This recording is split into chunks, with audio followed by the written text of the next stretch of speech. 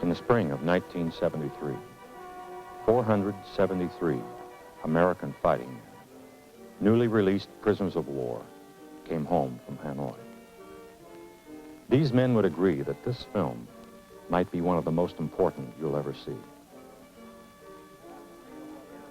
You notice how they carry themselves with pride, with confidence, with self-respect. They experienced a mental and physical ordeal few are required to face, and they survived. Largely because of the basic elements of the code of conduct. They used it. They lived by it. To a man, they consider its tenets as major ingredients of their ethical and spiritual lives.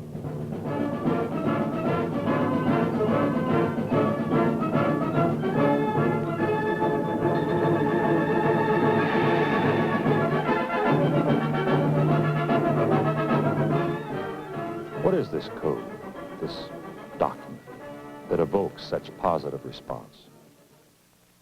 The code, which was first introduced in 1955, reads like this: I am an American fighting man. I serve in the forces which guard my country and our way of life. I am prepared to give my life in their defense. I will never surrender of my own free will. If in command, I will never surrender my men while they still have the means to resist. If I am captured, I will continue to resist by all means available. I will make every effort to escape and aid others to escape.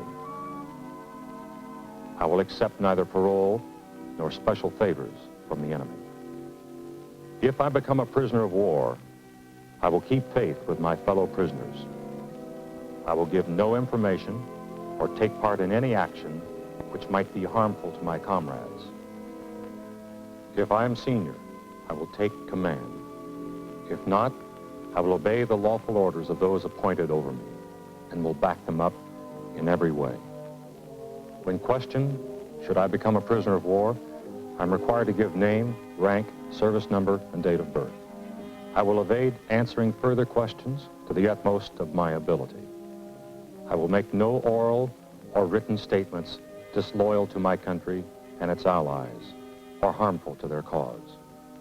I will never forget that I am an American fighting man, responsible for my actions and dedicated to the principles which made my country free.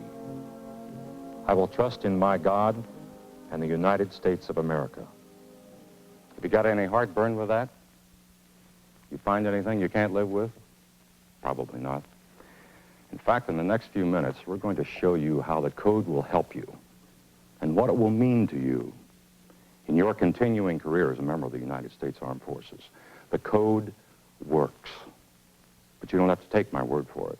We asked some of those men you saw earlier, the ones released from the Vietnamese prison camps, to tell you what the code meant to them. Each man is a little different. Each man comes from a different background, regional, racial, cultural. They wear different uniforms. There's a variety of ranks and ages. Some are retired. Some still on active duty. They have different ambitions and goals, but they all have one thing in common. The code worked for them. You carry in common with those men not only the code of conduct, but also an oath made at your swearing in to uphold and defend the Constitution of the United States. You're not alone in that oath either. Everyone from the president on down shares that oath with you. Our first president, General Washington, in his farewell address to the youthful republic, described us Americans and how our heritage is the mortar that holds the wall together.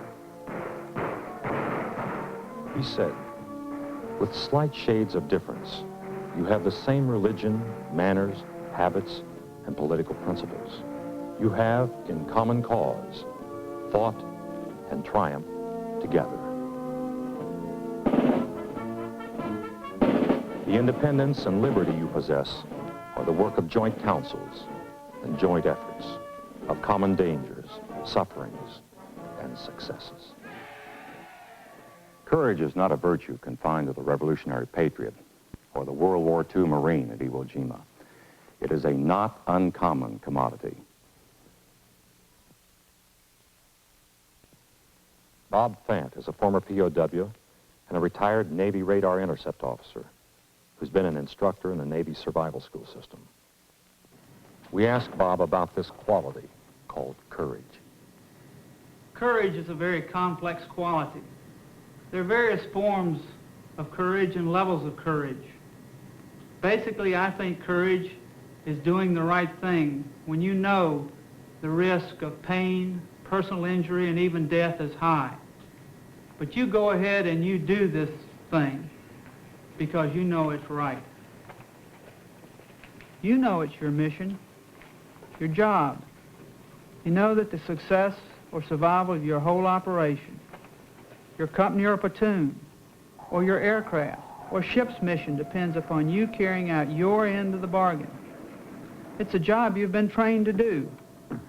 All the flack in the world is not going to stop you. Nothing's going to turn you back. You've got to be willing to risk death. Another thing to remember, you could be killed in the process of evading, being captured, attempting an escape, or during the interrogation process. It's damn dangerous to be in the military during wartime. Fred Cherry was an F-105 pilot. He was on his third deployment to Southeast Asia on a SAM Suppression mission when he was shot down. Fred's retired now, a management consultant. He recalls how important the organization and communications were to the prisoner. After becoming a prisoner, and after getting in contact with the other prisoners through our communication system, everyone helped to refresh your memory of the code of conduct of the uniformed serviceman. The code of conduct was our Bible. Except for very few exceptions, we lived by it and we lived up to it. It got us through the toughest times, and we had tremendous respect for each other. We were still uniformed servicemen, and we intended to maintain the honor and the dignity that goes with that uniform. When a new prisoner came in, he was reminded of his responsibility to the code. Commander Tim Sullivan was a radar observer in an F-4 Phantom, flying from a carrier in the Gulf of Tonkin. While attacking a railroad bridge in North Vietnam, his airplane was hit, and he ejected into the waiting arms of the enemy. Tim Sullivan has related his experiences to members of the U.S. Navy going through survival training. When you become a POW, you've lost control of what happens to you physically. If you give in to the enemy and help them out, they're going to use you just like any other tool they might capture. They're only interested in what they can get out of you. In most cases, when you're first captured, it's just you and the enemy. You won't have the camp organization to help you yet. You'll have to figure it out for yourself. The code of conduct works, but only because of everything else that works in our society. Family, religion, patriotism. It's a set of basics that will get you through. When it's just you and the enemy, you have to reach down and rely on your training, what your background is, what your ideals are. If you don't have these tools, you're up the creek. They'll take you for all you're worth. Captain Stan Newell, U.S. Army, was a 19-year-old E-4 when he was captured during a firefight in the central highlands of South Vietnam. He talks about how they dealt with Article 2 of the code, which deals with surrender.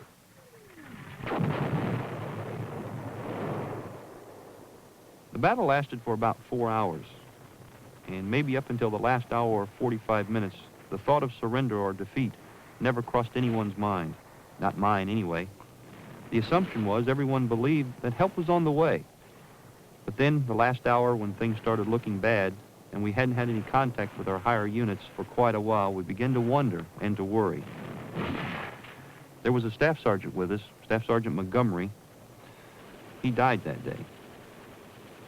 There was he and I and maybe 2 others left, and someone asked him, "What are we going to do, Sergeant?" And he said without hesitation, "There's no question of what we're going to do. We're going to stay here and fight." And that was all that really needed to be said. We were surrounded, all of us were wounded, and could be overrun at any minute. There was no way to evade capture, but we would resist the enemy until whatever the end was. Sergeant Montgomery was like a god to us, and we responded to his leadership. It takes a certain kind of person to be a career soldier and a professional like Sergeant Montgomery.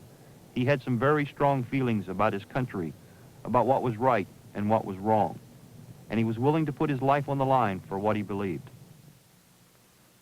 Well, so far we've heard about courage, integrity of the group, how important things like the family, religion, patriotism are to making it in trying to evade capture or in a captive situation.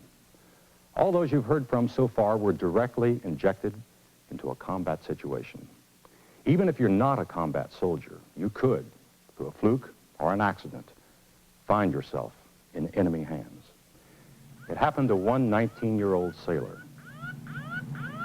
Doug Hegdahl was just 6 months in the Navy and was serving as a clerk aboard ship. When the guns on his ship opened up on enemy coastal positions, the concussion and the surprise caused him to lose his footing, and he fell overboard. He kept afloat for 6 hours, but unfortunately, he was picked up by a North Vietnam fishing vessel, and soon he was languishing in the Hanoi Hilton. Doug Hegdahl today is a civilian instructor at the Navy's Survival School in San Diego. See, the code was never designed to be a law. If you want to compare the code to something, I would compare it to, say, the Ten Commandments. You know, none of us have kept every commandment, but that doesn't mean all the theologians get together in a conference and decide to water it down and make it livable for all of us. No, it's not supposed to be easy to live with. The same with the code of conduct. It's a moral code, and if you keep to the spirit of the code, that's what's expected of you. And if you keep to the letter of the law, so to speak, well, that's great. But your country realizes that, you know, they can bring great pressure to bear, and they can trip you and make you break maybe the wording of the code of conduct, but they can't make you break the spirit of the code. Lieutenant Colonel Nick Rowe never set foot in the Hanoi Hilton. He spent more than 5 years in a number of prison camps in the jungles of the South. He was and is a Special Forces officer.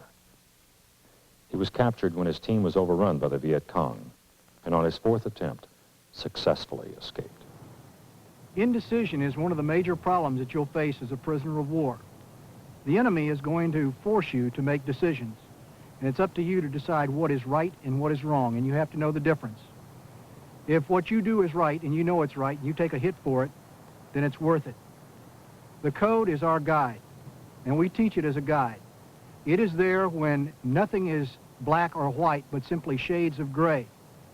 Now, the code is a guide. It's not there to hurt you. The Uniform Code of Military Justice is the law. There is a difference. Lieutenant Colonel Jerry Driscoll, an Air Force fighter pilot when he was shot down, spent nearly 7 years as a POW. Within a few hours of his shoot-down, he was under intensive interrogation. I quickly realized that one of two things was going to happen. One, they were going to beat me to death, or two, they were going to end up getting some information that they really wanted. In the early 60s, the training people said that the code of conduct had to be followed absolutely word for word. No ifs, ands, or buts. This was due primarily to a lack of understanding as to why the code came about and how it was to be used. In Vietnam, we found ourselves with a situation where you could not follow that policy absolutely. If you tried to, you were dead. If the Vietnamese wanted some information badly enough, they stood a good chance of getting something that they could really use. But it was your job to make sure that they didn't get anything very good. Just remember Article 5. You must evade answering further questions to the utmost of your ability. This is Navy Commander Ralph Gaither. He was on a low-level mission over the north when his F-4 took ground fire and came apart. He ejected and landed in the middle of a farmer's field and was captured within 3 minutes after he hit the ground. His 7 years as a POW made a profound impact on him. You'll hear what they want you to hear, and you'll feel what they want you to feel. You'll be as clean or dirty as they want you to be. You'll breathe the air that they want you to breathe. But you've got to remember this, that you've never lost as long as you keep fighting. And what's up here is what's important. Many as a day I stood stark naked out in the middle of a courtyard while they searched through all my worldly possessions, looking for some secret rocket fuel form that I'm supposed to have. But they could not take what I had up here. It's the little victories that really count. You can steal what you have a right to have. You can communicate with your buddies what you have a right to communicate. You can work together and strive together as a team, and through these little victories, you're going to come out of it alive. While Commander Gaither didn't have a chance to evade capture, some downed airmen did successfully avoid falling into enemy hands. One of those who evaded capture for more than 3 weeks was Lieutenant Colonel Roger Locher. He's been a member of the Air Force headquarters staff at the Pentagon. On 10 May 1972, I was in an F-4 Phantom, and our flight of 4 F-4s engaged 11 MiG-21s 50 miles north-northwest of Hanoi. In less than 1 minute's time, our flight shot down 3 MiG-21s, and I, myself, was shot down. Being shot down is one of the last things that you have in your mind whenever you go out to fly on a combat sortie. As I was in the parachute, I had a bitter and sweet feeling. The bitter was in the fact that due to my geographical location, evasion seemed an almost impossibility, and sweet in the fact that I was still alive. As I went down through the trees, I began my 23 days of evasion in North Vietnam.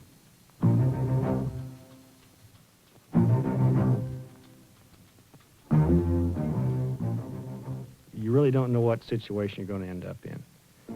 Some people tend to get their act together and move out smartly. Some people tend to forget most of their training. And of course, there's variances in between of all denominations. So you really can't predict 100% of how you're going to act in that particular position. When I used to go pheasant hunting or coyote hunting, as far as the pheasant aspect is sitting tight until they step on you before you make your position known, if at all.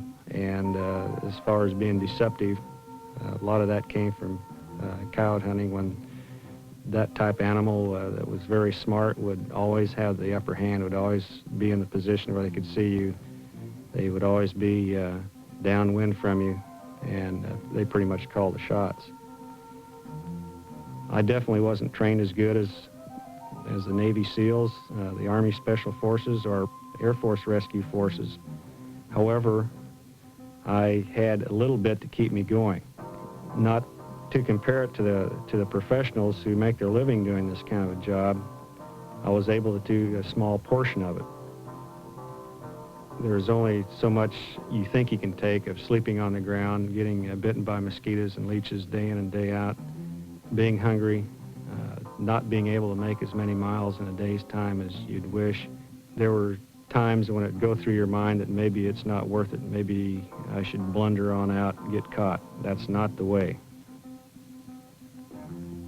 The last 10 days that I spent on a ridgeline behind the village that I'd almost evaded into, where I had time to collect my thoughts on how am I going to get across this large river valley that has a high population density. You think of 4 or 5 different ways of how you might be able to get out, and then realize that the probability is very, very small. I never let myself give up. I never got myself in a position feeling that I should walk down into the village with my hands up and give myself up.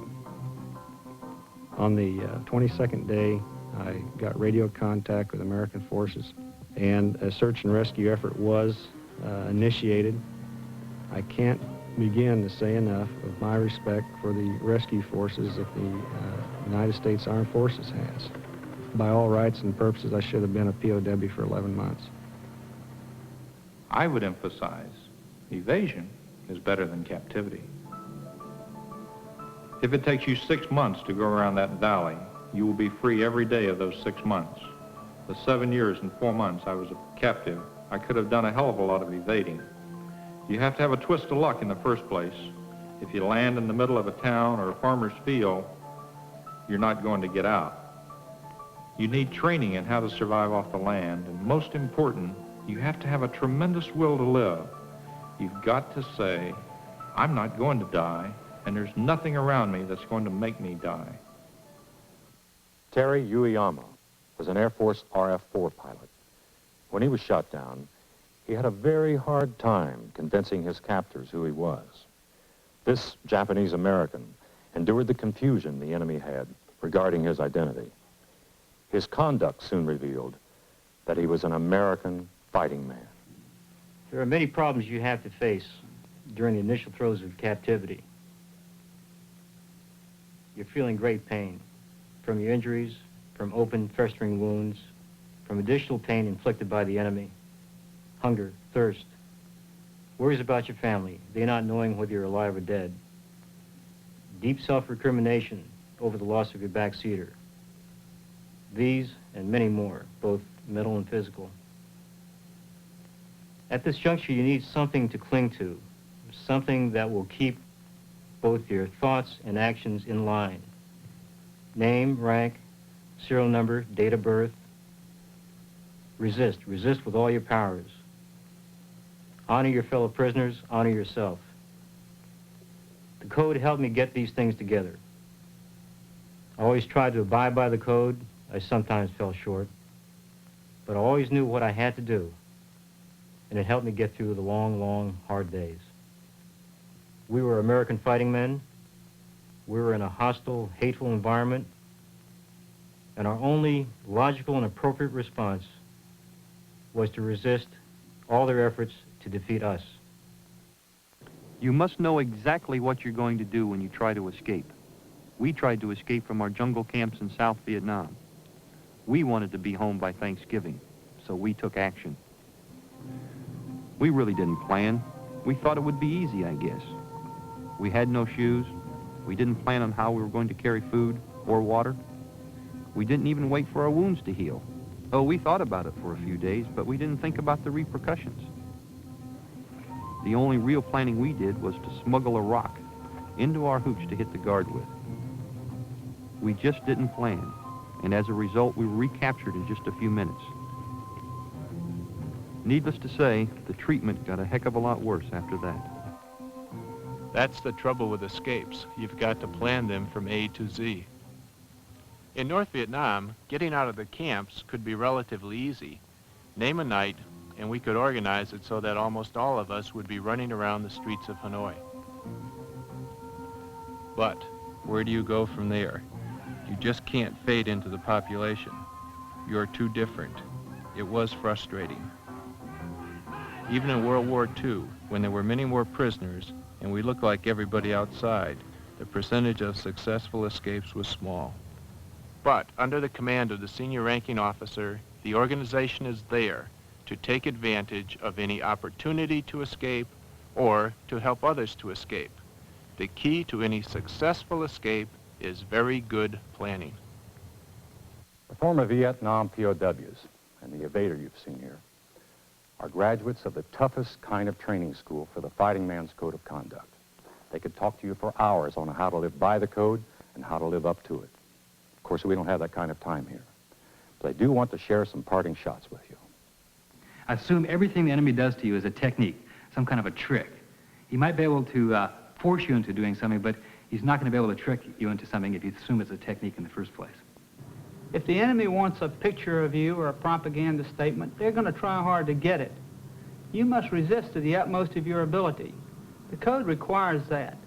The code doesn't require you to die at the hands of a torturer or become permanently physically maimed.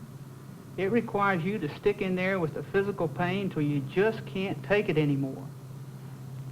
That's all any man can ask of you, and that's all your government asks. The enemy wants a willing and a compliant prisoner of war. Don't let that be you. Fight him, make him work for everything he gets. Survive from day to day, and you'll make it through. It takes inner strength to adequately prepare yourself for combat and evasion and captivity. I think everyone has that inner strength. The problem is to be able to find it and use it when you need it. Good training will certainly help you survive, but a great deal depends on the individual and his functioning inner strength and his dedication to survive with honor. There is nothing new in the code, nothing revolutionary or even divinely inspired.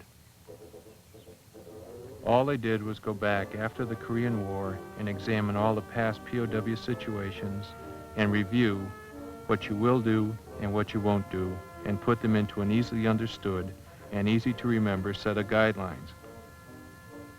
Acting honorably in combat and in captivity has been a true principle of the American military for over 200 years.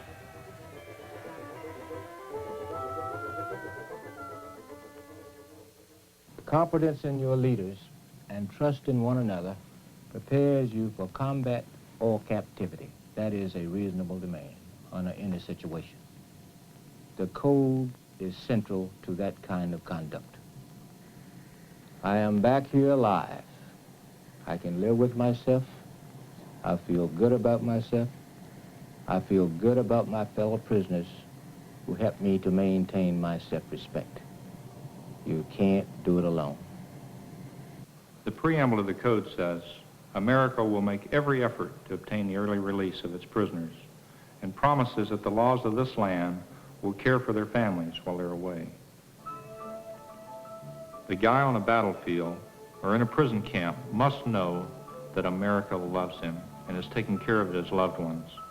You cannot imagine the desperation a man would feel, the guilt, if he hadn't prepared for the POW possibility.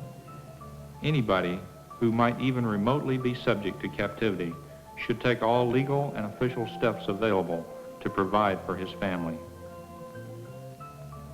We Americans have grown up with a set of basic moral principles. It's in our history. It's what Americans stand for. It's not taught in the military, but everybody knows it. You went through school learning about the early settlers who fought for their freedom. First against nature, and then against British rule. The moving west, the growing, the pioneering. The people who fought in our great wars and paid an enormous price for the freedom that we enjoy today. We're all part of that heritage. Those of us in the military especially have played a leading role in protecting, for all Americans, a way of life and a political system that can't be beaten anywhere on this earth.